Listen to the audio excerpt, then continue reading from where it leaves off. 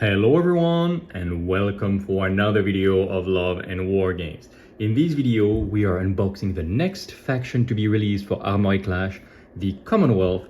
And I know this video is a little bit late. Warcradle had some issues with the logistics, let's say with the packages and stuff. And so it was supposed to be a July release and I received it in September. So I'm a bit sorry, as you know, I make both the unboxing and the Tactica at the same time, but well, just received, so let's get this going fast. Still, it's gonna be a deep dive video. You know how it works. First, a quick unboxing, seeing like the sprues, the resin and everything. Then we're gonna make a deep dive, the whole faction, the battle group, the every single data sheet in detail, how to play them, the little combos and everything. So this is really like how to start, but it's not like a short version. It is really a deep dive for the faction, everything you need to know. And even at the end, some ideas of expansion and everything. We have received the Commonwealth faction battle group star set with basically everything, plus the little extra stuff, the Kometa Interceptor, which is very nice. We'll take a look at this later. The Commonwealth, for those who don't know, are basically Russia, Poland, Lithuania and Mongolia. All together, mostly under the leadership of Poland and Russia. They are having a lot of cheap infantry, like lots of conscript and stuff, and also some deep striking subterranean forces, some good tanks. We will have a look at this in detail. In the box, we're gonna have some terrain, some tokens and everything. You start to know this by now, but still, it's always good to remind this. So they give you absolutely a ton of content in this, and as you know, we have a partnership with Place. If you want to buy this box in Europe, it's at -15%, which is a great deal. And if you choose in the list Love and War Games in the list of who you want to support, we get a little percentage back, so thank you if you do that. All right, so as always, it's of course gonna be full of stuff. We have the usuals. Yes, all right, we know most of it. The free rules for Armoured Clash and for the sister game Dystopian Wars, the poster of the crown, if it's still it's the Union now, and the map of the world. This is the Union. Why is it there? Okay, the first time I see the Union poster in large, so you know what, I'm gonna unzoom so you guys can appreciate it's my faction for now until the Alliance can be released. So yay, we have a very nice poster of the Union forces, which are the American. A bit ironic that you get this in the Russian box. The full rule set, as always. The cards, the generic cards, not with the Commonwealth logo, but still exactly the same content. The different tokens that are needed to play the game, obviously. You know, you get, like, this is basically everything you need. One thing that is very interesting, and we will open it a bit later, is that the commander that used to be only in the introductory set has started to be added in the biggest box set, which is good. Like, don't force me to buy the introductory set, thank you very much. And oh, they mixed up. Usually there was one side for the objective and one side for the rest, for the real sprues, and this time it's not the case anymore. We will unbox at the very, oh my god, what is that? We will unbox this absolutely massive beast at the end of the unboxing. And yeah, here we get all the sprues for the infantry, for the vehicles and everything, like, obviously, and important stuff. We are also getting some terrain sprues, and this is very appreciable because, well, if you play alone, you can bring your own terrain, and if both you and your friend get a faction starter, you can really have a nice table. And Armoured Clash is a game that plays a lot with terrain. Now, let's go quickly over what all of you want to see for the unboxing before we switch to the Tactica. It is, of course, going to be the sprues. So we have the infantry sprues here with a lot of regular infantry. If I can zoom, you might see a lot of forces, like with the typical fur hat. If you play in the Sahara, it might be a little bit weird. You also have some dogs with explosives. Reminiscence of the Second World War, the very cool Berserks that are here around. Some of them have even like double axe, I saw somewhere. Yeah, I need to flip it around, but before I flip, like, just take a look at this very cool guy right here. Very nice commander unit with the binoculars. And yeah, look at this guy. Like, doesn't that make you want to start Commonwealth with these giant axes? Very cool. Of course, the red star or yellow star here. You also have these to build the drillers. We will see the rules, but it's like transport slash driller. They are subterranean, we will see the rules, but it's very cool that they are transport, or like this. And we even have a horse commander, like a horse-mounted commander. That's going to look really cool on the table. So you have 4 sprues of infantry, and then it's going to be 4 sprues of tanks, of armored. We can really see some design that looks like Dystopian Wars Commonwealth, which is really cool. We're gonna have quite a few cavalry, like Mongolian cavalry with, I guess, explosive tipped bows. That is very nice. You can see again the level of detail of this cavalry. I really think you should paint it with contrast to go faster. These incredibly cool tread bike winged hussars. Those are very useful in terms of game, and I'm very happy that they look so cool. They do look like those miniatures from the 28mm game, Wild West Exodus. And a few later on it's going to be Lost World Exodus. And of course you have these giant wheels to make the tanks, the regular Tsar tanks and Tsarevna tank. You can also have some sort of, let's call it, now you might think it's like these attractions in Disneyland, but no, it's actually the cockpit of the land speeders. And one of them, land speeders, can even be a commander, so take a good look at this. We will see some customization later. And the infantry support vehicle, which is some sort of half track here. You can have some guns on top, and this has some good synchronization with the infantry. Again, a very detailed, very cool sprue. About the infantry, it's actually not the infantry resin commander. This time it's the wing cutter commander.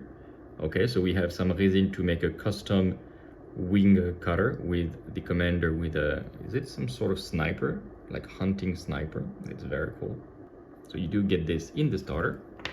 And the main attraction, I will unzoom what I open, the main behemoth. I have like tons of resin. This is the main part emerging from the ground. It looks massive. There will be space to have a couple tanks here, like at least one. It's gonna look brilliant. This goes somewhere. Okay. You have the different bits that you can put. This goes obviously on here. And yeah, that's gonna be a joy to paint, yes, and a joy to see on the table. Look at that. Looks straight out of this Transformers movie. And of course you can have the little transport part if you want to use it as a transport specifically. And there is a more damage dealing version. You have this, it's not rocket turrets from Dystopian Wars, though you might think. It also sends missiles, but at a smaller scale. And you have all the little drills and cannons. Oh, the cannon looks extremely cool. And the star. This is very expensive in terms of points, the transport variant, the cryo variant. But there is also, yeah, and you have this on, where is it actually? I'm trying to get, but this is where you put the cannons. But yeah, very, very cool behemoth. We will take a good closer look at the rules because, guys, expect some crazy shenanigans from this guy, as you can expect from a giant drill emerging in your enemy's backline. And now that we have seen all the different bits and the different sprues and everything, let's go straight to the part that interests the most. Like if I judge at the how many people watch the video and where do they stop, let's go to the deep dive of the Tactica and how you can play all those beautiful deep striking infantry hordes. And no, actually, there is one last thing to take a look at, the Kometa Interceptor, those very beautiful MiGs. At least they look a lot like MiGs. You know, I love them. I bought some metal ones for Dystopian Wars to make the SRS tokens a little bit more beautiful. So I'm very excited to finally see how it looks like in big scale. So this is a very cheap, like it's like less than 20 euros this set. So you have, of course, the flying bays, and let's take a look. It is not huge. All right, we have the main cockpit, the wings, the nose of the cockpit, and finally the rear wings with the little star. Okay, quite so like it is in a few pieces. We have the guns here. One of them broke up, but still the same. So okay, nothing crazy. It is going to be easy to build, like some of the other aircrafts that were already kind of like pre-built. This one we can absolutely see how it is going to look. Okay, looking forward to seeing this guy on the table. And now that we have unboxed everything, let's go for the deep dive. All right, so let's get going for the Tactica. So as always, like this is actually not even 1.0 Orbit, as you can see on the bottom left of your screen. It's actually a beta Orbit, so still like we're in September as I record this, as I've said. So is it out of beta? Who knows? We will see, but for now, like it seems balanced. There is nothing outright broken, so probably it's pretty fine. And we will see if it evolves, but it should not evolve a lot. I didn't see many people complaining about the Commonwealth. So even though it's technically beta Orbit, you can consider it to be the real thing. What is for sure not going to change is the general playstyle, because this is the faction at its heart. So as we've said, it is Russia, the Poland, Lithuania, Commonwealth, and Mongolia fusing together. There is a whole story. Actually, Russia asked to join the Commonwealth and stuff. Anyway, whole thing. And they are the good guys. Like in the sense, yes, there is a secret service, etc., like kind of like Soviet style, but still, it is actually a democracy, like managed democracy, if you will. But they are a good guy. Like most of the Commonwealth people are actually in good living conditions, kind of like similar to the Alliance, we would say. And a little bit like the union, but it's not a dictatorship. There is actually a parliament equivalent, which has powers, so they have to manage this. And if you want to play good guys, like this is one of the faction for you. In my opinion, like again, it depends on your political opinions, but I would say they are maybe the best, like goodest faction of the setting. And their thing in terms of gameplay is that they are great at melee. And we've seen already with the Covenant some good melee, but we will see even their basic infantry is actually very good at melee, like relatively. They have berserks and stuff, their tanks and transport can drill, even their behemoth can drill very efficiently, and they have deep strike and stuff, and ways to emerge from deep strike, charge. It is the melee faction. Like they're a little bit like squat. If you've played Epic or something like this, they're a little bit squat in the sense they have good backline artillery and infantry, like tough infantry to hold the line, and then they have some drills popping left and right and delivering also berserkers. So if you like this type of play style, like very much hammer and anvil, this is going to be the faction for you.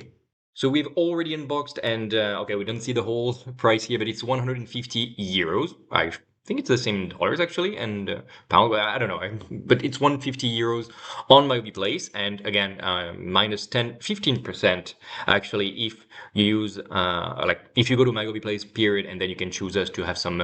So we get some money back. So thank you very much again if you do that. We have this giant drill. You've seen how massive it is, and now we can see how it looks built. You're gonna have two of each box, so the equivalent of 2 infantry box and 2 armored box, plus terrains and stuff. So really a lot of things. As we have seen, you're gonna have 16 bays of infantry. You're gonna have 4 tanks, 4 transport, 4 bays of the land speeders. I'm sorry, there. Let's use the sky cutter wings. Let's stop calling them land speeders, and just a whole of infantry and cavalry and bikers, some cool artillery. You get so many things, and some subterranean markers. You can see you have 4 of those. And then you might be like, but wait a second, is it a real unit? It is actually not. But you know what? We're going to talk, before we talk about the units, about the whole subterranean keywords, because you can see we have some markers. We have those transports, which are subterranean, and of course the giant drill. So we'll take a look before we at this rule before we check the units. But first, let's check the battle groups, because it really gives us a first indication of how to play the faction. For example, the Imperium has low morale, but we've seen from the battle group that if they stay packed, they get bonus to morale to counteract this. So the developers are telling us your Imperium plays as a turtle formation, like a very defensive core.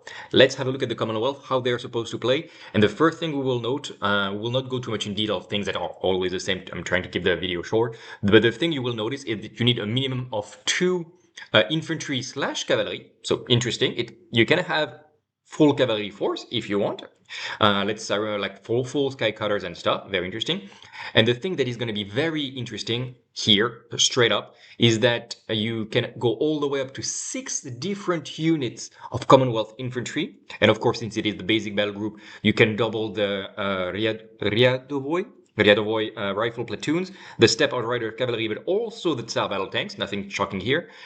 The main thing I want to show you is those 2 stars, which means that 2 different units can be bolstered. This is quite unusual in Armoured Clash period to have the basic faction battle group being able to bolster 2 different units. So you could absolutely have, if you play like a middle-sized game, you could have 2 infantry Ryadovoy platoons at maximum strength and just have this wall of infantry to throw up to the enemy. And I think this is what the game wants you to do. You can also do this with Berserkers, with Cavalry, even with the Polish winged hussars.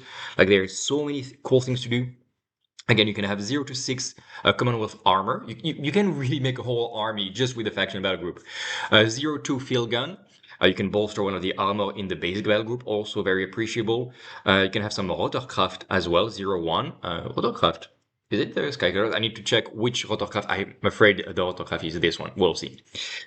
And the aircraft, which is the Kometa, which can be bolstered. Very cool. And their special capacity is Grim Resolve. This is a special command that you can use to a Commonwealth unit, to like any of the units. So you basically, unless you lose your general, you are going to use it because you don't need to target a unit from this battle group. You use this special command, and basically, after a close quarter combat, whichever the result, even if you're supposed to lose a lot and then to pull back, you activate this command. It can be countered, of course, and then it's a stalemate, no matter the number of models that you lost, basically. So it allows you to really hold the line when you need to. And basically, if you have a power 12 card, you can know that your unit is going to hold.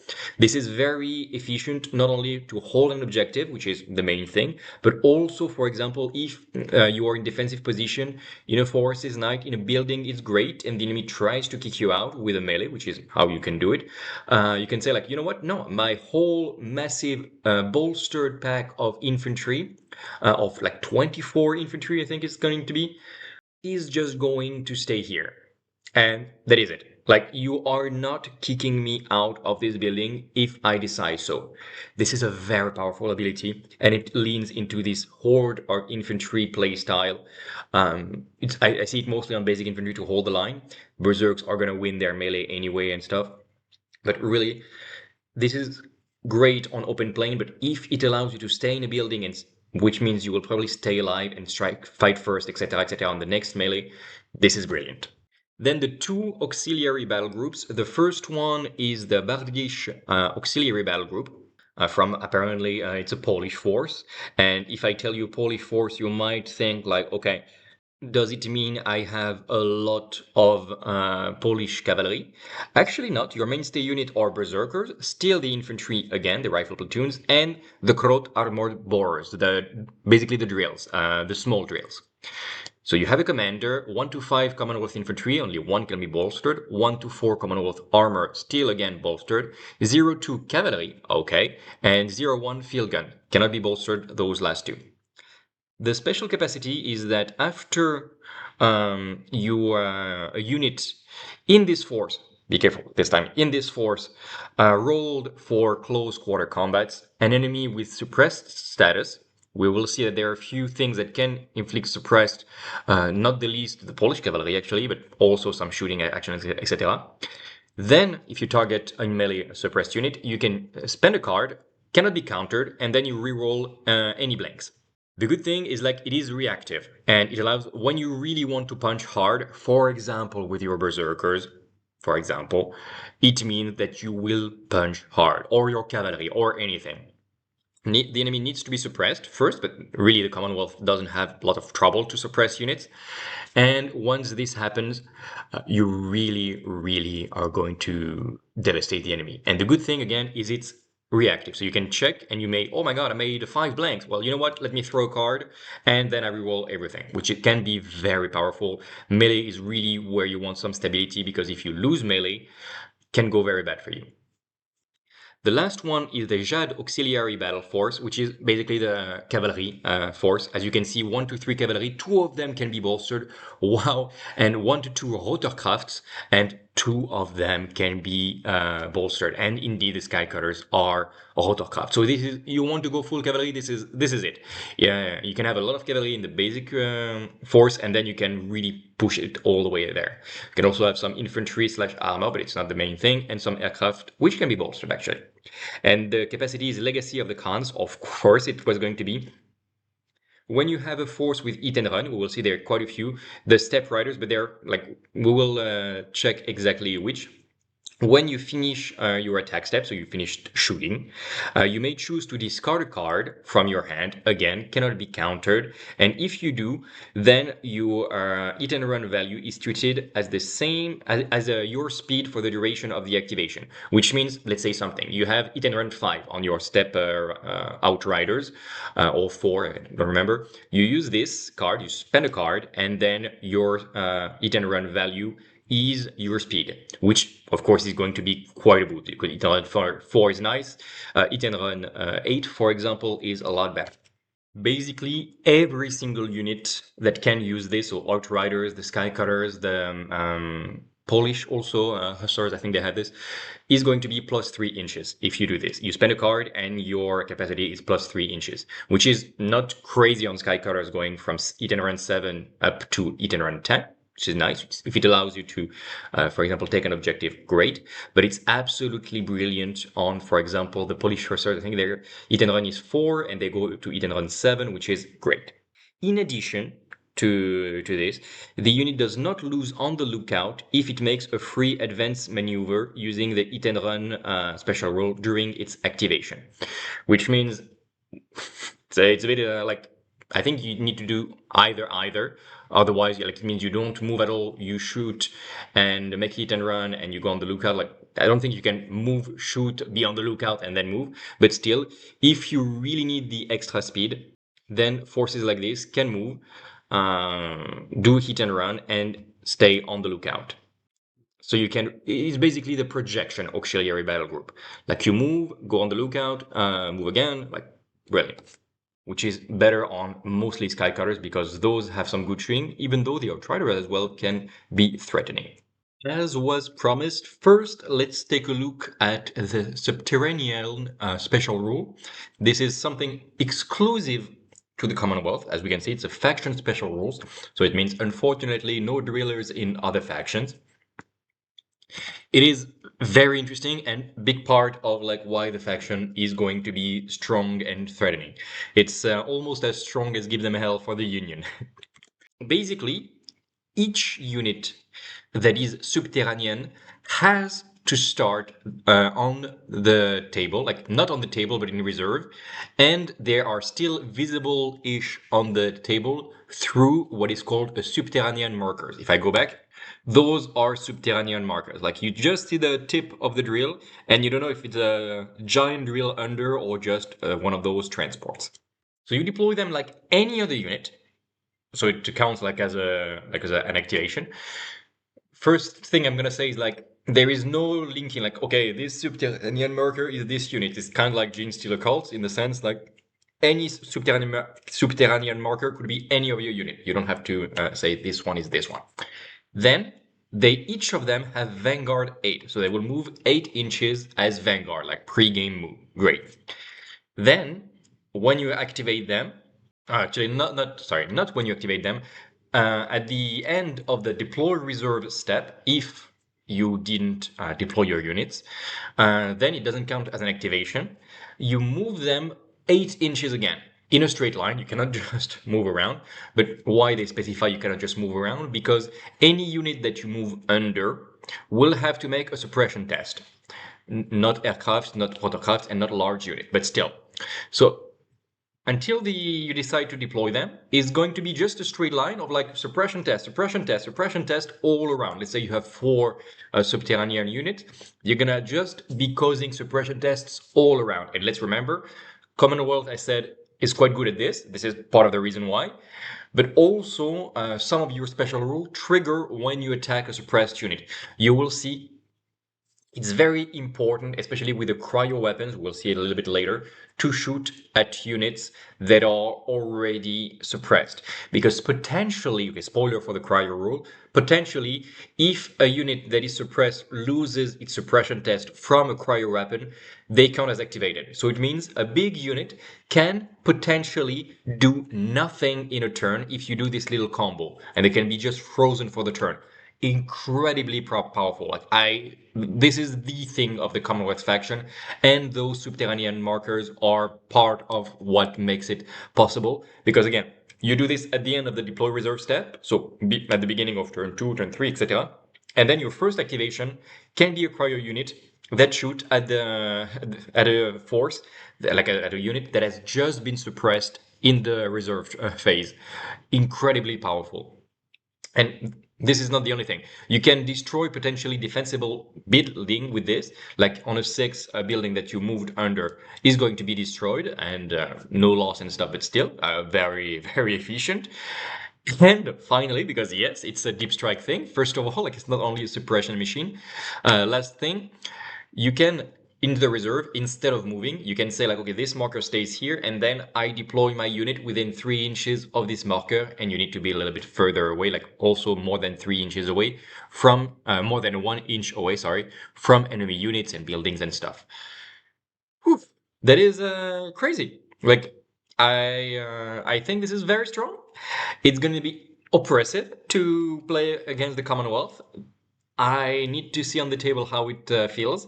As I said, like we received in September the box, so it's going to take a while to get everything painted. I think it is going to be Ithilan that is going to, like our Covenant player that might also play Commonwealth. We'll see who gets to be our Commonwealth player, but this looks very, very strong. And knowing him, I think he's going to make some crazy combo with that.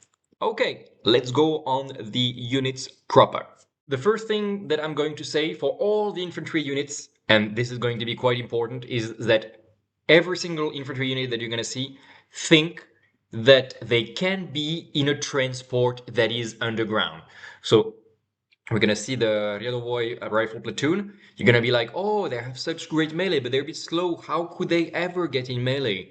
Remember, all units can be in their small underground deep striking transport. It's not really deep strike because you have these markers, but still, this is how this unit, like all the infantry of the Commonwealth and even their vehicles, need to be understood, either as deployed classically, either as a threat that will be deployed very close to the enemy. Now that this has been said, first of all, I really like the new appearance of these datasheets with the command variant not being its own datasheet, but just like, by the way, the command just had those extra traits and otherwise it's the same and of course at a different price.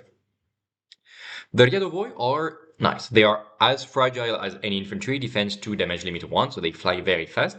Discipline of 6, which is okay actually, which is like fine, like it's not 5, Imperium. Break limit of 3, usual, speed of 4. And they have actually good numbers. The shooting attack 4-8-12 is not ridiculous, and the melee 4-8-12 as well, but it's shock. So if you fight against light enemies, enemy infantry, cavalry, etc., you gain a little bonus, +1, then +2, then +3. So you can go all the way to 15 dice in melee if you are the maximum size, which is actually not negligible. Because if the enemy charges you, you're gonna punch back. You have a maximum 24 models. So yes, you're fragile, but for the point cost, the basic unit is 35, 60, 90. I think it's a goddamn steal. Especially like, well, 60 for 16 bays or 90 for 24 bays is insane, and they don't give so many victory points. They have no special rule, good. And if you buy the command version, which you might want at some point, it's 80, 135, 210. They have chain of command, so if you want to keep them embarked, they will be able, sorry, it's command signals. They will keep their commander trait in their transport.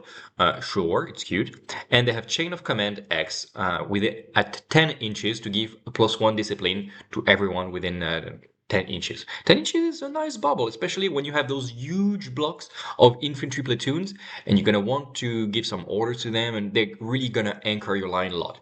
I love them. The only thing that I'm sad is that if you want to lean into this horde aspect of the Commonwealth, you're gonna need to have like 100 bays of infantry, basically, and that's gonna take a while to paint.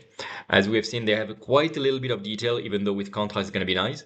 And remember, like it's basically just make sure the rifle, the coat, and the hat has a different color, maybe indeed the little star, and that's gonna be nice, guys. Like don't spend too much time. They are extremely small, and you will need a lot of them. Don't get discouraged. And just make sure they have a good aspect from far away, because this will be a horde of infantry.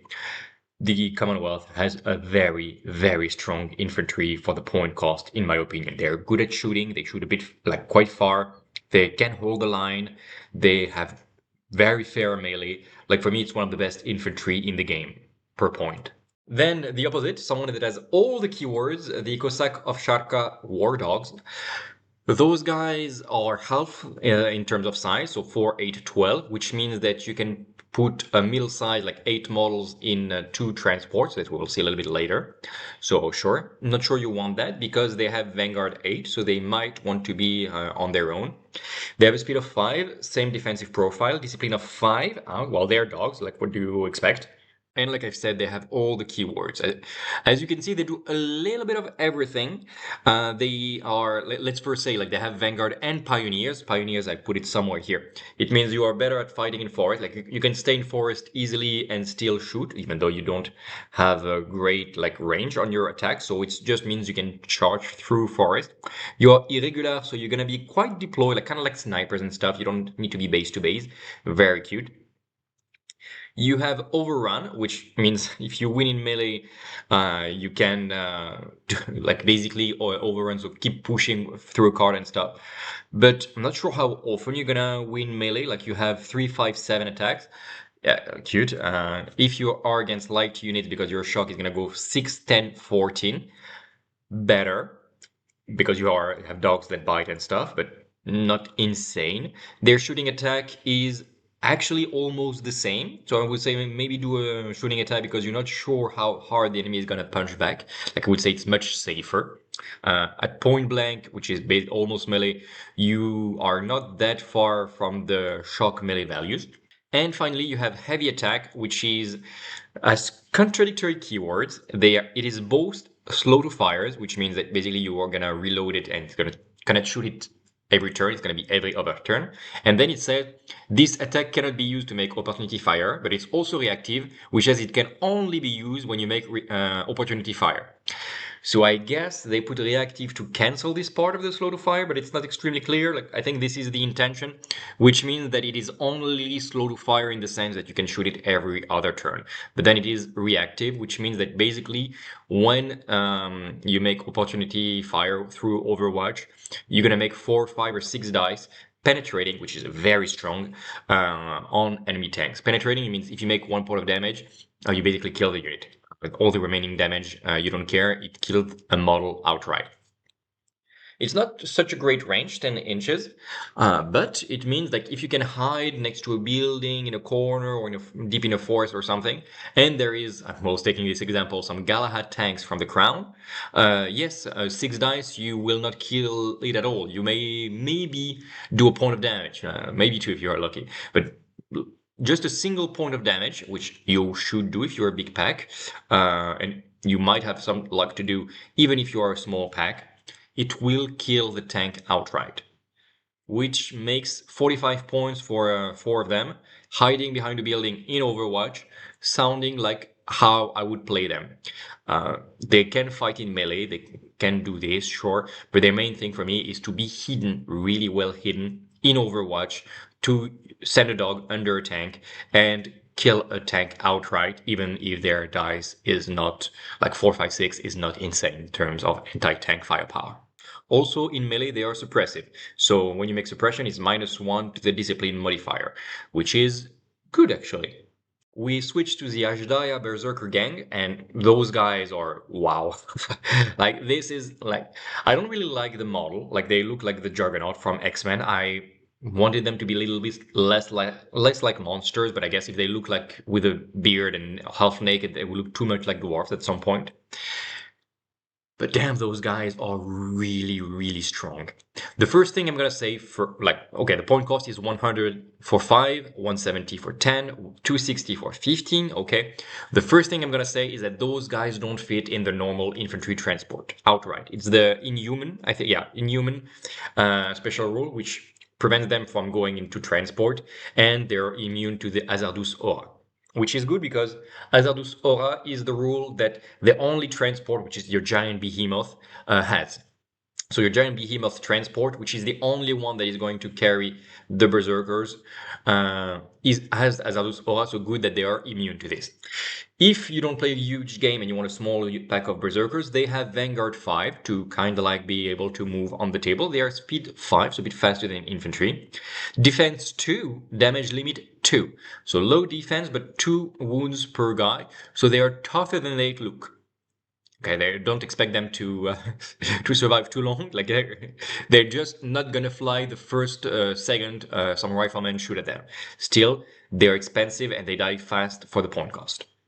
They are also bulky, which matters very little because the only transport that can carry them anyway has spacious, so it cancels bulky, but it means they cannot take cover. And so be careful with them. Like they're gonna be hard to deploy. Like, however, if they get in melee, so either you use Vanguard, you hide and stuff, and you don't take cover and you're careful, or if you use the giant transport, if these guys reach melee, they are insane, absolutely insane. They have 5, 10, 15 dice in melee. 15 dice in melee is like really good against tanks, especially. Usually going to 15 dice in melee in light is fine. But those guys with their hammers are brilliant to punch tanks. They will kill the infantry as well, like no worries. But having melee 15 outright without the shock keyword is great. But it's not the end. They have Devastating, which is not as good as Penetrating, but still very good. I think with Penetrating, they would be OP. There are also, I think, I didn't put it, but there are still Pioneers as well, so do try to use Forest and stuff if they are not in transport. And they're suppressive as well in melee, great, also very good.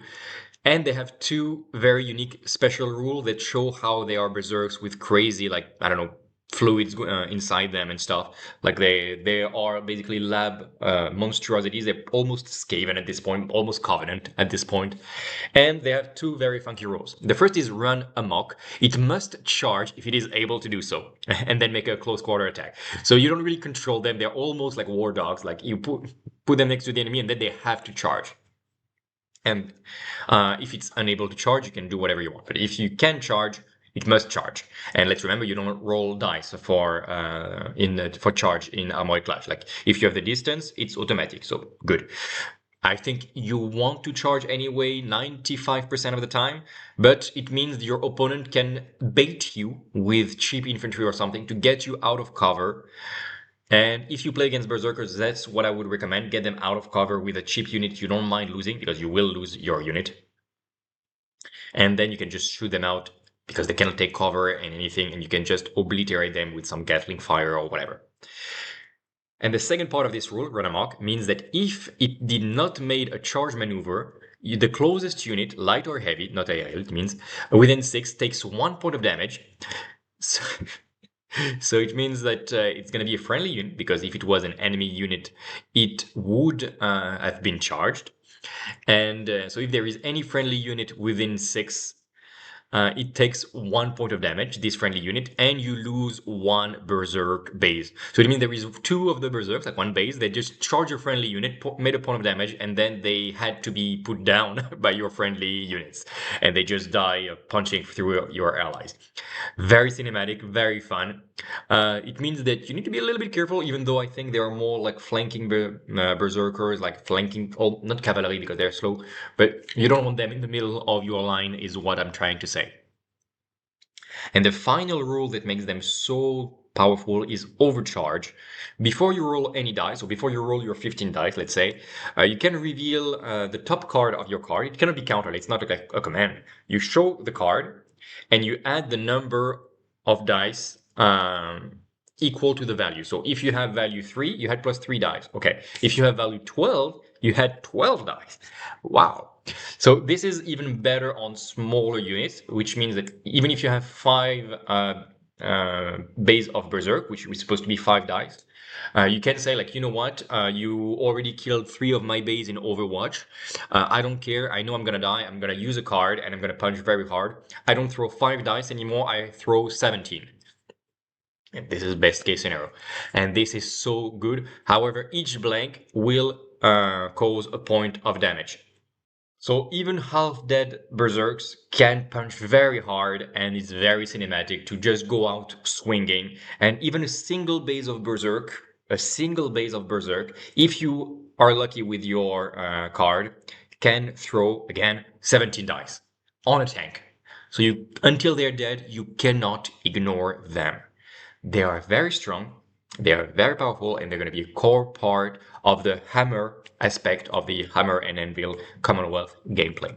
The Steppe Outrider Cavalry. So we start to see the cavalry. Let's remember that there is a detachment that boosts their hit and run, and they can be in Overwatch, etc., etc. There are 5 base per level, so 5, 10, 15. Defense 2, damage limit 1, so they die as fast as infantry, and they are very expensive, 130, 220, 340. So extremely expensive, like almost as expensive as battle tanks. Very fast, very fragile. They are precision units, like almost like Eldari jet bikes. Like I'm always trying to put 40k comparison because I know this is the game we all have in common. Like at least we know what it means. They have movement 8, Vanguard 8, hit and run 5, and they are irregular, so you can spread around. This is very strong. They have fine anti-light firepower with devastating. Oh, there is a little typo. Devastating is written. Devastating precision and turret. Turret means you can shoot behind you, on the left, etc. You can shoot however you want, even though you're gonna take a little malus out of that.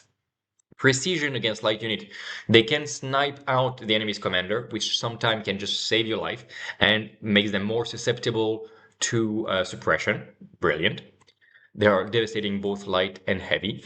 And anti-heavy with devastating 4, 9, 14 means it's not precision anymore, but it means they can hunt tanks. If they can move behind some tanks and stuff, they're very well made to flanking some Galahads.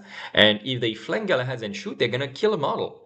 And Galahads are not well equipped to kill 5 bays of infantry. It's really great. And if they go in melee, because, well, you want... I'm not sure when you want to go in melee with that, because then the enemy is going to punch back and you don't break the enemy in melee. It is going to be 4, 7, 10, and anti-tank, you go to 5, 9, 13. But this, at some point, like maybe I'm missing something in melee, but I'm like, why would you go in melee and push some tanks back? Okay, well, you can, for example, stay in a forest and shoot, and then you don't have any malus. And the enemy cannot punch you back, even though some tanks cannot punch back at all, but you're not out of cover, and most of the time I think you're going to be a shooty unit. But if for some reason you need to take an objective from tanks, like crown tanks that are in objective secure mode, you're going to not lose almost any firepower at all. And if you shoot, you have hit and run as well, which does work for a close quarter attack. Great. There's so many tricks with them, like with being very fast, having hit and run so they can move, shoot, hide again, or punch someone, then hide again. Let's remember also in their own detachment, like auxiliary battle group, they can have Overwatch and move after with the hit and run, and they have hit and run 5, can go to hit and run 8. And then you say like, okay, move anything, like infantry, tanks, I will Overwatch hard on them. They're very expensive, very fragile. Don't send them in the middle of the board. If the enemy has artillery, I think this is going to be the priority target, unfortunately. I know my thermobaric barrage is aiming at them. First things first, like most likely first turn they get a heavy artillery barrage, so hide them in forest turn 1. And yeah, they're very good. I think they're a bit expensive, maybe. Because yes, they do a lot of things, they're fast and lethal, which means they have to, but they're being expensive and extremely fragile is a bit harsh. we continue with the Kheshig Skycutter Wings. So those guys, you don't have many of them per unit. It's 2, 4, 6. So it's not going to be a horde. And they are fragile as well. Defense 2, damage limit 2. So almost as fragile per point as, actually I think more fragile per point than the Steppe Outriders. Maybe just about the same. They can be commands, so that is great. They can inspiring, which means you remove status at the end of your movement. You remove the suppressed status at the end of your movement phase. Great. They are rotorcraft. They're flying at speed 10. They have Vanguard 12, so land speeders. Like they go very fast. Like they go extremely fast. And they have Eat and Run 7, which can go to Eat and Run 10. They are irrepressible. Which means that they cannot be given orders, but they automatically pass their discipline test. Nice. They are also veteran, so you can convert 1 die per unit from the strikes into heroic strikes. Doesn't explode anymore. They specify it's at the end of the transform phase, but it transforms 1 hit into 2 each time you shoot, so it makes you more stable. And if the enemy says like, oh no, you have a malus except a penalty except on heroic strikes, well, this allows you to convert. Great. And beyond that, how do they shoot? They cannot shoot at all at tanks. They can shoot aerial units, 3, 5, 7, so fine for Overwatch or something, even though I'm not sure it's the best use of them. And they can shoot light unit from 6 to 14 inches, 4, 6, 10. Now, what do I think of those guys? They also have so many keywords and they are so fast. I'm very sad they cannot hunt artillery, because with this speed, I would be like, okay, those are the guys that you send flanking to hunt enemy artilleries. It's not going to happen. They are flying and very expensive. I'm afraid being one of the few rotorcraft units in the game and being so fragile and so expensive and giving quite a lot of victory points, and even more if you are command version, I think they're too fragile. And being flying means that you cannot hide them easily. They're kind of like a unit that you will throw on the flank, kill something, try to kill something because they're not so lethal, and then die in the counter attack. Yeah, great. Their only defense is that they are aerial, and not every unit at all can shoot at aerial. So if your enemy doesn't have this, if your enemy doesn't have anti-aerial weapons at all, you basically can put them in front of his army and be like, you know what, I'm just staying in the sky and bombarding you. Great. If your enemy has good anti-air or aircrafts in interception mode and stuff, then they're gonna die fast. Overall, I like them, especially as commander. Sometimes you do want a commander that is just gonna be at the back line and removing suppress from your units left and right. Sure, it's cute. However, is it worth 90 points or 245 for a huge pack? I am not sure at all. I like the concept of having a small pack or middle-sized pack on the flank, but I think it is a bit expensive. Let me know what you think, guys, in the comment. I'm really not sure. Like, it has all the mobility in the world. It is flying. It is aerial, so it's a little bit protected. But I think it doesn't do a lot of damage, and it dies so fast, and it's expensive, and it gives a lot of victory points. What do you guys think? I like the concept of the unit. I think it forces, the fact that it's in your orbit forces the enemy to plan to have some anti-air firepower. However, harsh. Though it's very fast, it runs 7. Like, it's gonna be annoying to deal with. Like, it's really like a little, like a horse archer, like just hitting the enemy, pulling back, coming again, shooting, pulling back. Can be harsh to deal with, even though aircraft will just sweat them out of the skies. We continue with the Gobyata field guns, artillery. You know how much I like artillery. This is the basic anti-tank light field gun.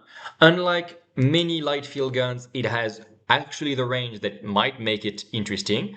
Maximum range of 30. Okay, great. It can shoot with the bonus within 16 inches, sure. But 30 inch is at the point you can put them in the forest and still have good angle of fire. When you have like field guns that have a range of 16 at the maximum, I'm like, guys, what are we supposed to do with it? 30 starts to be good. Remember, there are emplacements. Did I put twice emplacements? Yeah, I forgot static. Emplacements mean that you will want to put them next to a static obstacle. How do they call it? Well, yeah, with an obstacle, it will boost your defense from 2 to 3, which is absolutely needed. Those are as fragile as infantry otherwise. And yeah, put them next to an obstacle. We house rule, because sometimes we don't have the terrain. We house rule that if you touch a building, like you're not inside a building, but you touch a building, we house rule it as you do have the bonus of obstacle. This is how we made it.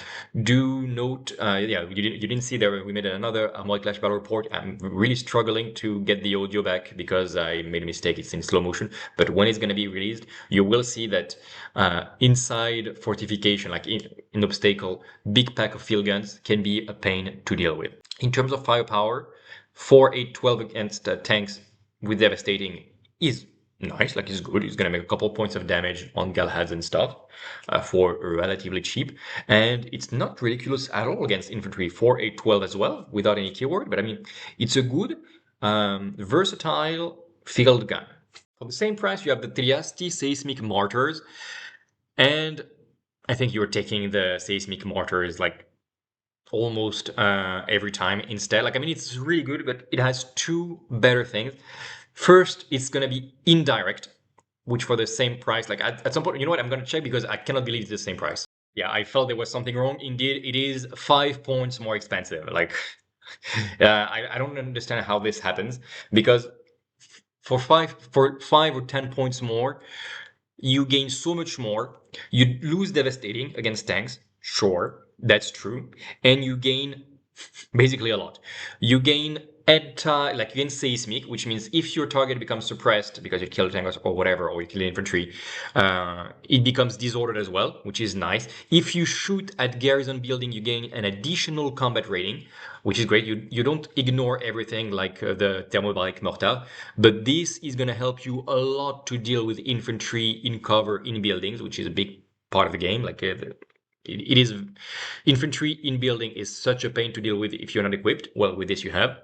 Aircrafts and watercrafts with the hover special rules are immune.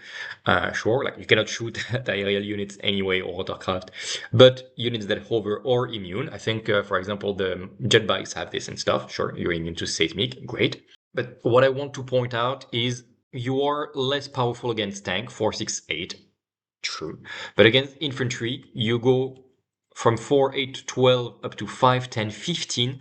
You gain indirect, you gain seismic, and you also become suppressive. I think there is a typo. There's supposed to be 2p, right? Anyway, this gives you such flexibility. You lose 2 inches of range, also whatever. You hide behind a building, and the whole game you're gonna shoot at tanks if you have no other targets, but at infantry or infantry in cover. And in like, this is such a great deal. I think the fact that you gain an additional combat rating bonus compensate the penalty from indirect. I need to see how those two rules react if one day we get an FAQ, but I think it counteracts this. This is a really good and cheap artillery that you will hide and that will do its job over all the turns of the game. Now, the real MVPs of the Commonwealth, the Dikobraz artillery borers and the armored borers. So let's see. The artillery borers are expensive. They are heavy. It's our first tank style unit that we see. 130 points, 220, then 340. Okay. 2 models per size. Okay, sure, usual. Defense of 2 only, so low defense. Damage limit of 3, so they're not invincible at all. They have good discipline of 5. No, 5 is... Yeah, 5 is good. You need to go under. I was forgetting. So discipline of 5, sure. They are artillery, which can deploy anywhere, because again, you are subterranean. They have like, it's kind of funny to have deep striking unit like this. They have dynamic entry, by the way, when they deploy from your subterranean markers. Every unit within 3 inches makes a suppression test, so another way to make suppression, great. They have some very powerful shooting, minimum range of 6, maximum range of 45. Same thing, 6, 12, 18 dice against light or heavy, as you can see, sure. It can either move or fire, which means if you made an advanced maneuver, probably when you're gonna go out of the subterranean marker, you cannot shoot, even though I think when you're deployed from reserve and you don't move, you don't count as having moved, I believe. I need to check. I don't think so. Since you are deployed, you just appear from reserve. I think so. But still, you cannot just move around and keep shooting, being very mobile, which is fine. If you shoot against infantry, you are indirect only and suppressive. If you shoot against tanks, you lose suppressive, but you become devastating, which is okay. And in melee, it only has impact. It's 2, 4, 6, and if you charge tank, it becomes 4, 6, 8. Penetrating and records, which means if you fight against infantry, it doesn't matter that much. If you see some tanks, like some Galahads, for example, at some point, if you want to make sure to shoot one, you should attack, for example, if you have only 2 of them, or 1 of them left from a Galahad shooting at volley, you shouldn't try to put 6 dice, yes, devastating or fine. You should try your 4 dice with penetrating, and then just 1 point of damage, and it's dead. So it's kind of fun, and it represents this drilling capacity. For its defense, it does have resilient front, which means from the front it is going to be defense 3, damage limit 3. Cute. And it has demolition, which means it can charge a defensible building. Then you just make an attack, you throw how many dice, as many dice as you have models in the unit, so maximum of 6 dice if you're full. If you make any 6, then the building is destroyed. It means it's cute to go out like you and then charge a building, and then you have some chances to make a 6 and destroy the building. Sure. Is it how I want to use my artillery bore? I am not sure. Still, it does a lot of things funnily. It is ponderous and slow, so you cannot just teleport around. You need to use this movement template, kind of like if it was a ship in Dystopian Wars or a behemoth in Armoured Clash, which is fine. There's speed of 5 still, okay. Does a little bit of everything. It is a little bit expensive. It is not that expensive and not that fragile that I'm like, okay, never buy this thing. I think it does a lot of things well, but I'm not sure how to play it. It is versatile. You can use it to destroy buildings, to charge tanks, to shoot and suppress infantry, to shoot at long range enemy tanks or enemy artillery. Might be a good artillery hunting unit now that I think of it. But it can do a little bit of everything, and it's cheap enough that you might want to have it. And also, it does give you another subterranean marker, which is always good. Little pack of 2, always going to be nice.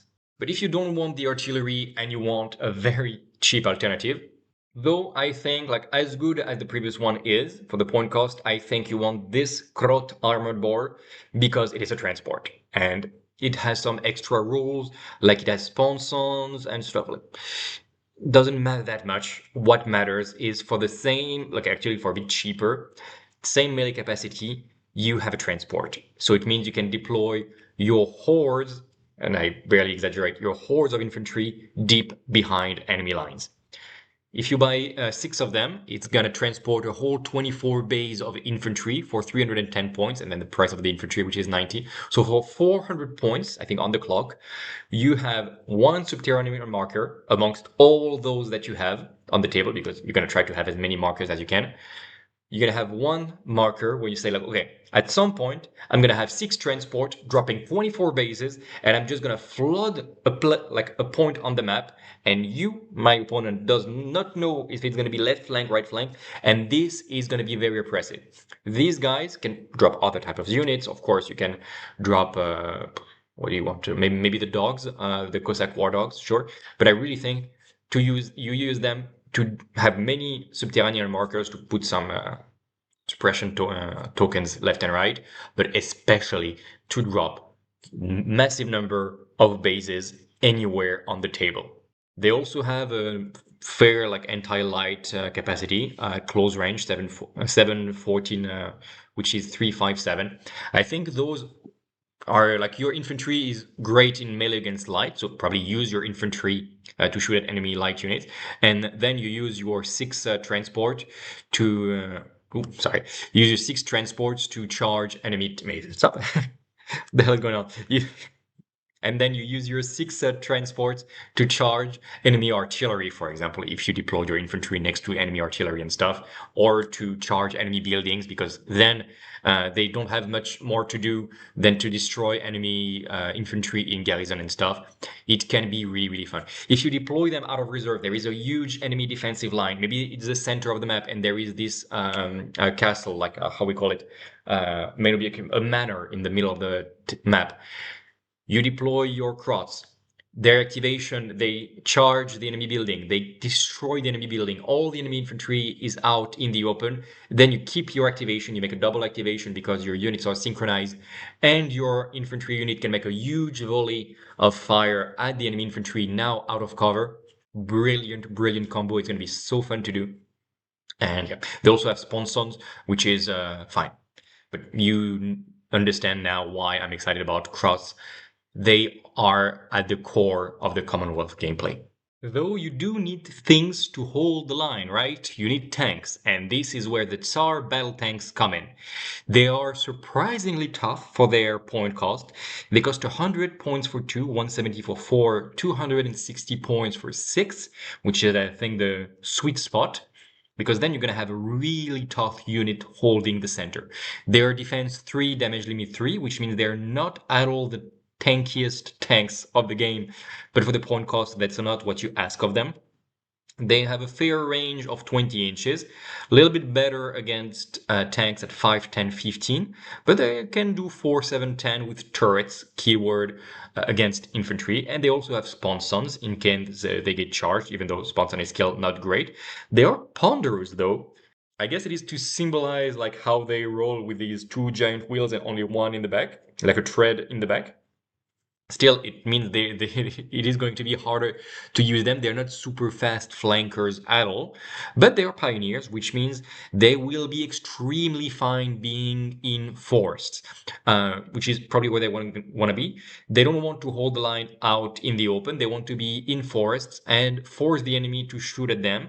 In forest with a penalty to shooting, they're going to be real tough and they can shoot back without any problem. And if the enemy infantry gets close, they get shot by turrets and sponson. If enemy tanks get within 20 inches, they get shot as well. And they are semi-fast at speed 6. I mean, it's not insane, like they are ponderous as well. But this is exactly the tank that the Commonwealth needs. Something cheap, tough-ish, that stays in the forest. It would almost be an auto-include if you didn't have the Tsarevna strike tank. Like, this tank is so cool. It's basically a mortar tank with flamethrowers, and it has another role, which it's indirect, so you probably want to hide it most of the time. And you could think like, okay, it's an artillery tank. We talked about it already for the Union from other faction. Like, it's a tank, so it's tough, but also it's indirect. So what do you actually want to do with it? And the thing is, with this guy, I don't think you mind that much about the indirect firepower. You can hide turn 1 if the enemy really has big artillery. It is a bit more expensive at 125 all the way to 325. But this guy, it's Pioneer Steel, so you can absolutely stay in the forest and shoot indirect from the forest. Anyway, you're indirect, so you don't care, you're going to have penalty. But it is going to be flanking the enemy in this sense. Against heavy, it's less good, losing 2 dice per salvo. So 3, 5, 7 is much more than 5, 10, 15, absolutely. Even if you gain indirect and seismic. Seismic is nice.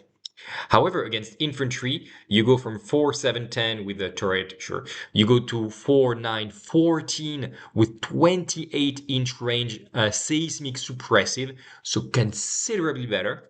And it's also a really good tank to clean infantry in cover, with flamethrowers that are 7, 12, 16, torrent, suppressive. So absolutely burning and destroying enemy infantry in cover. I mean, both have their place. Like, I'll be honest, this tank is fine. Like, it has a role that you need. It's there to be at the edge of a forest, be annoying to shoot at with some sponson and threaten, especially the enemy tanks and transport. Sure, but this, first of all, it's so cool. Flamethrower in the front, mortar, like seismic mortar in the rear, just driving around, amazing. And it is such a great flamethrower building cleaning unit that the first couple turns, if you stay behind forests, behind the building or anything, they can still like shoot and contribute, especially against enemy infantry or cavalry, like it's anti-light. And shooting at enemy cavalry, yes, with indirect penalty, with 14 dices, suppressive, seismic. I'm telling you, the enemy is absolutely not laughing at this. Against enemy tanks, well, it's not their main role, don't consider this. They're great at making fire support on out of cover infantry, also with Seismic. And when they get close to their main target, which is infantry and cover, they will absolutely obliterate them. Really like the Tsarevna strike tanks. We now reach the point where we need to talk about the Miron super heavy bore. This guy, and its little cousin, which is a transport version, is insane. Like it is the same thing with subterranean markers that we've been talking about. This guy can carry tanks, which the next version cannot. It can carry either a pack of tanks at like 2 at the basic size or 1 at the reinforcement level. Armor can be, for example, those flamethrower tanks. Like you remember that flamethrower tanks, I don't think they need it so much because they can contribute with long range indirect firepower. But if you have armor such as the Ryadovoy Rodina, that well, I mean they are fast, but you might want them at close range. You can absolutely drop them from there. Or if you want to have matryoshkas and have Krot armored borers coming out of your bigger borer, can absolutely work as well. Unfortunately, yeah, the Commonwealth doesn't really have some very close range units that are not already subterranean.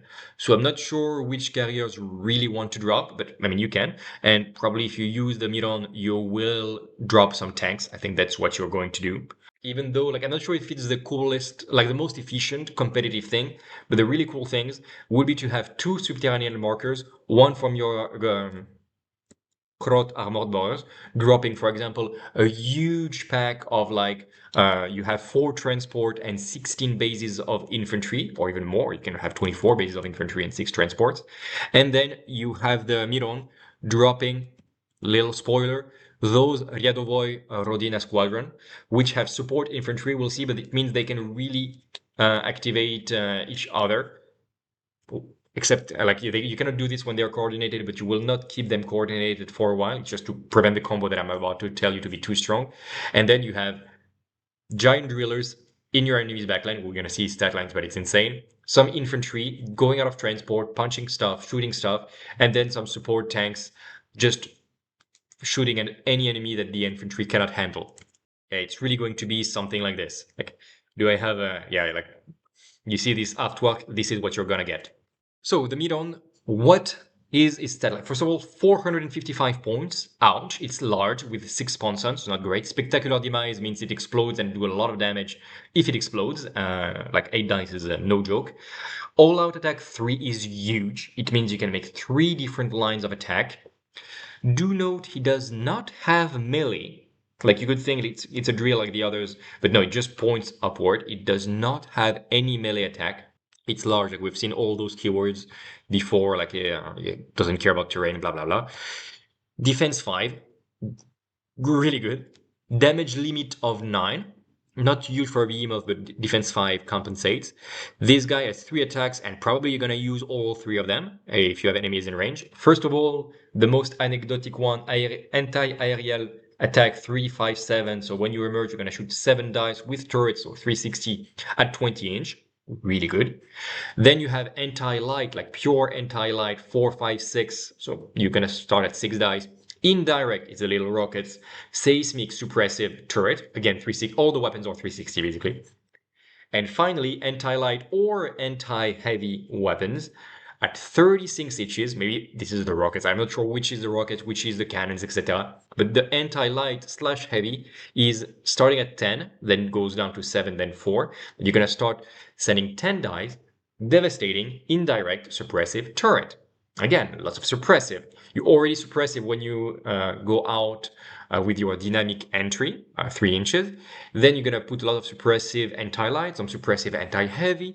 Then your infantry goes out and they are maybe suppressive, like so much suppression from the Commonwealth. This thing is really cool. It's maybe a bit expensive for what it does. Do you really need to drop your tanks behind enemy lines and then to shoot with okay indirect firepower? I am not sure.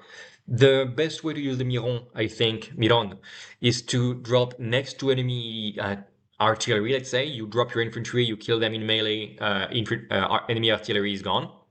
Even though you need to cross the line, like you probably turn 3, you're gonna end up there, something like that. And then you use your firepower to replace the enemy artillery and shoot in your enemy's backline.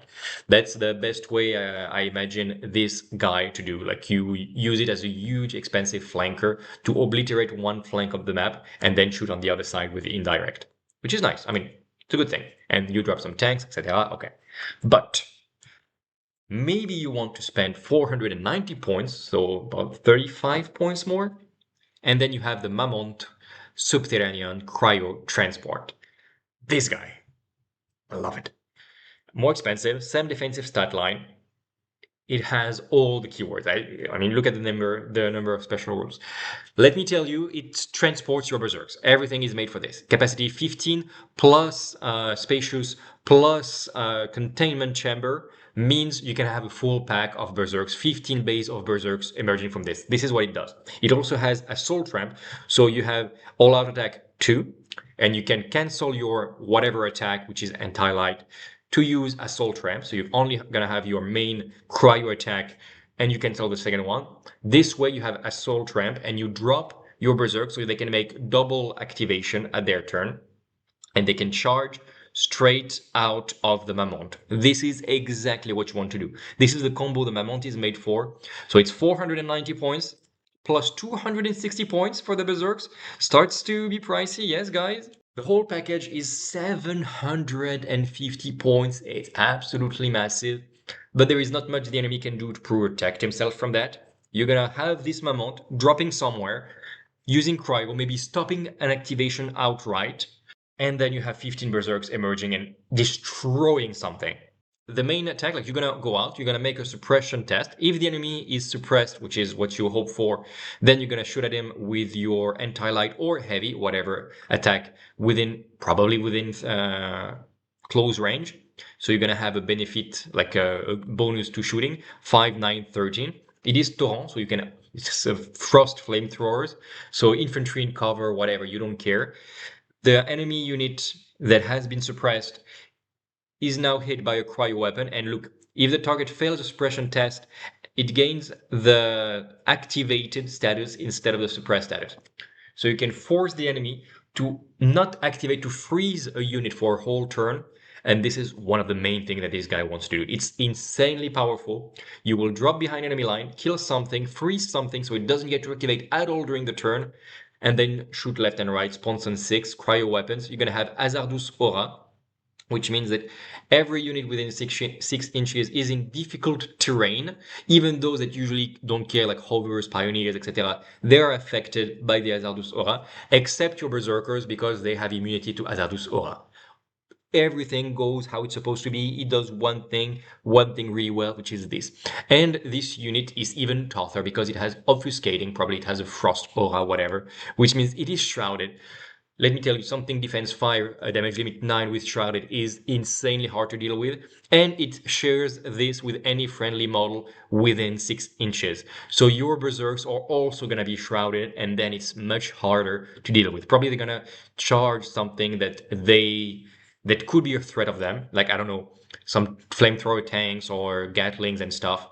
They're gonna charge them, kill them, and then even the non-optimal unit to kill berserks will shoot at a shrouded unit, if they can activate at all, because maybe they're gonna be frozen by the cryo weapon. Yes, this is 750 points, so you start to consider it at 1,500 points, and even then it's crazy. At 2,000 points, it's a big part of your list. At 3,000 points, starts to be really, really fun. But this is such a powerful combo. Like, I mean, what do you do to protect yourself from that? I don't think you can do anything. And if the enemy plays at 3,000 points, a lot of subterranean markers, I think that's when the Commonwealth shines, because you're going to have 5 or 6 subterranean markers charging at you. One of them is going to be like 6 transports full of 24 infantry. One is going to be the Mamont full of berserks, ready to freeze you. one is going to be just artillery, like killing a tank and then shooting in indirect, is going to be so oppressive. This is the mix between the squats and the Gene Stealer curls. I love this unit very much. I am not looking forward to playing against it, but it is priced how it's supposed to be because it's so powerful, but it's 750 points the whole package. But damn, is it gonna be fun to play and even to try to play against. We are reaching almost the end with the Winged Hussar tread bikes. Light infantry like cavalry, expensive but not crazy, like 125, 215, 325. I mean, it is a little bit like the Steppe Outriders. However, those guys, they are also pioneers. They have eat and run 4 inches, sure. They do one thing, they have cryo melee weapons. So basically, they charge something that has not yet activated with their good range. They have a charged threat range of 14 inches. I actually added 2 things because this is a charging unit. It wants to be charging, and when it does, it's going to be like the Winged Hussars at Vienna, was it? And it's going to change the course of the battle. It's the charge of the Rohirrim. Going to have 15 bases of the Winged Hussars just charging on the flank of the enemy, suppressing an enemy, stopping them from activating. It's great. There are 2 things that they can do. I think you buy them 325 points, 15 base, and then you upgrade them with Fallen Hope, so it's going to be 340. It gives them Vanguard 10, which they really will appreciate to be in the middle.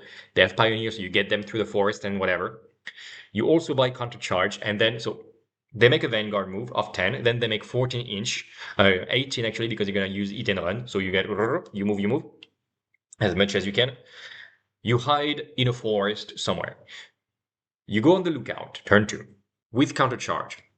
The enemy gets close, you charge him with the countercharge, like you put them in a position where it's hard to ignore them. They charge whatever comes next. They do some damage.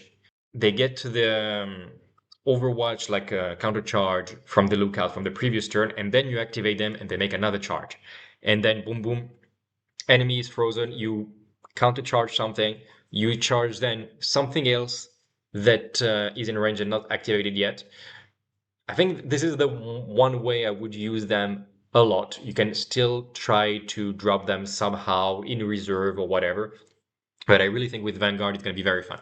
Cavalry is not so powerful in this game every time we play it. Like, I mean, even at full power, it's still just 18 dice without any keywords. Yes, Cryo to, if you can target something that is not activated yet, and Suppressive to make it work. But is it great? I'm not sure. They do have Onslaught, so if you charge just like the Berserks, you have an additional combat rating bonus, so you're gonna punch hard, yes. But once the enemy is gonna feel this, is not gonna put something in range of the Hussars. It's not gonna get into your counter-charge range, which is quite huge. It's quite a big interdiction bubble, and it's gonna be careful. You can try to play it last at the end of a turn and then first at the beginning of the next turn to really push them forward and obliterate something. This is probably one of the way to do it. Keep them in overlook as a threat, and if the enemy is not stupid and doesn't get in counter charge range, then you activate them first at the beginning of a turn and you unactivate something, sure, but still they look so good. They have eat and run, they're expensive, they will die fast, they're very sensitive to artillery. Unfortunately, indirect artillery eats them for breakfast. That is sad, but it is the truth. Need to find a way to deal with that. But it's such a cool concept that I will try to make sure that it works at least once. Like, to be honest, like when I'm gonna make a battle report or something, if I see them ready to charge or something with counter charge, of course, at some point I'm gonna put a cheap pack of infantry as a bait. Tactically, maybe the right thing to do, but also because I want to see those tread bikes, winged hussars, charge something with their cryo swords. Like, how cool is that? Spoiler, very. Last but not least of the Commonwealth ground forces, the Ryadovoy Rodina Squadron. It's a tank, like it's considered a tank, even though it's lightly armored. It's defense 2, damage limit 2, so not very tough, even though it's heavy, so not everything can damage it. It has pioneers, as well, so also doesn't care about forests and stuff. Very cool. It has anti-air firepower, which is not everywhere for the Commonwealth. 468. They're quite cheap. Like you have only 2 bays, but it's like 50, 85, 130, so not very expensive. It's like sort of half track-ish type of vehicle. They are especially there as anti-light firepower, maximum 16 inches, 4, 8, 12 suppressive. So can start the suppression game that the Commonwealth is so good at. And it has support infantry, which means that when you finish activating the Ryadovoy, then a single infantry model within 3 of him can activate. So it's kind of like coordinated. You cannot do this on a coordinated force in this idea of a combo of dropping for everything from Subterranean, some transport that drop some infantry, and then the Mamont that drop the Ryadovoy. Like this will not work, unfortunately. Would be fun, but no. And the main thing is like they're here to accompany your infantry. That is the main thing that I think they do. I do imagine them like it's hard to imagine how you can optimize it. I really like the concept of infantry fighting vehicle, basically. They do cover the infantry in the sense that they hide line of sight from infantry. So the enemy will be able to shoot at your infantry, but they will have a penalty, which is nice. However, there's only at the maximum 6 of them, and your infantry, if you make a big pack of infantry, is going to be 24 bays, so good luck hiding that. Still, I think just having them on the flank of the infantry and advancing together is going to look cool. I will hope that there is more and more of this type of infantry fighting vehicle in Armoured Clash as time goes by. Right now, I can only tell you it is a nice, cheap, very cheap, tough-ish, because it's heavy, infantry fighting vehicle that will solidify your front line. Last but not least, the Kometa Interceptor Squadron. First of all, I love the color scheme of this little guy. Looks so good. And this guy is 150 points for 1, which is most of the time what you're gonna want. You can go all the way to 300 points for 3. It is basically, it's called a Kometa Interceptor. That's what it does. I'm a bit sad it doesn't have anti-tank railgun like it has in Dystopian Wars. Still, its defense 2, damage limit 3, so it can die fast from anti-air fire. Like, I thought anti-air was not so good. Actually, guys, like, remember, like, you didn't see the battle report yet, but basically, I started with, I lost my 3 planes over the course of the game, because every time a small unit shoots down a plane, and I'm like, yeah, maybe they're gonna roll not hot. You don't need to roll hot to shoot down planes, so be careful with that. It has anti-everything. It's best at anti-light 6, 10, 14. Sure, if you don't have any targets, you can shoot at them. You can shoot heavy 4, 8, 12. Also good if the enemy doesn't have aircraft anymore. But the main rule, like for the Imperium, is Interceptor. Instead of using opportunity fire for enemy aerial and shooting all around, you can use an interception sortie of your Kometa, and then you're going to make 5, 8, 11 dice. So maximum 11 is insane, but even just 5 dice is going to be a threat for your enemy. I mean, statistically, you need to roll a little bit high, but statistically, most plane have a reasonable chance to die at 5 dice. And if you have 2 Kometas for less than 200 points, you basically tell to the opponent, okay, you bring a plane, I am shooting one of them down. And that's it, like there is no question asked. I really like the Kometa Interceptor. I think it looks amazing. And it is such a reliable anti-air. And you can be very fine with putting it in your list, because even if your opponent does not have anti-air, I mean, it's quite fine at anti-tank or even anti-light. Does a little bit of everything. Really liking the Kometa. All right, we have seen everything, and as you know, we now talk about how to expand. And the number one way to expand, like you have this starter set, and you're like, okay, I love this playstyle. I want more. I want this infantry horde type of gameplay, all the transport and everything. Well, the number one way to expand, if you don't want to buy another faction starter, which is not a terrible idea actually, is the Commonwealth introductory starter set. You don't have more terrain. You don't have a second behemoth, which is sad. You don't have, yeah, Terrain behemoth is what makes it cheaper, but you have a little bit more of everything. You have one more box of infantry, one more box of tanks for 56, and you also have another resin commander. which is cool. I mean, it's really, really cool. You have more tanks, more subterranean markers, more of everything. It's basically half of the faction starters without terrain, without behemoth. For 56 euros, and again, minus 15% on my hobby plays, and if you credit us, thank you very much, is a good deal. Would I buy this twice? Probably not. At this point, I'm just going to buy a faction battle group. But if you just want a little something more, this is a good option. You also have the Miron battle group set. I mean, a second behemoth is only for 3,000 points, 100%. But then you're gonna want a Mamont every time, I think. And thus, having this second box allows you to have one Mamont for 3,000 points game, or even 2,000 games, full of berserks, and then a Miron, which is gonna carry your tanks, your infantry fighting vehicles, and stuff. I really like it. It's also good to have extra subterranean markers. I didn't tell you that, guys, before, but you have a relic, like an enhancement, that allows you to pay 50 points, and you have another subterranean markers until everybody is out of the table, which first of all gives you more options on where to deploy, and it's also another marker that is just gonna make some suppression test left and right. And let's remember, suppressive allows you to be happy with many things, including cryo weapons, including boosting your firepower and everything. But when an enemy is suppressed, it only has one action, so that's really a good optimization to have for 50 points. And having one extra subterranean marker is always a good thing to have in your collection. Plus, you have a little bit of everything, more tread bikes, more steppe riders, which you're supposed to have 5 of. I'm surprised. Yeah, I don't know why there's only 3 of them here, but yeah, you have 5 steppe riders. It is a good thing, and when you play 3,000 points and you go all subterraneans with a Miron and a Mamont, that's gonna be such a cinematic game.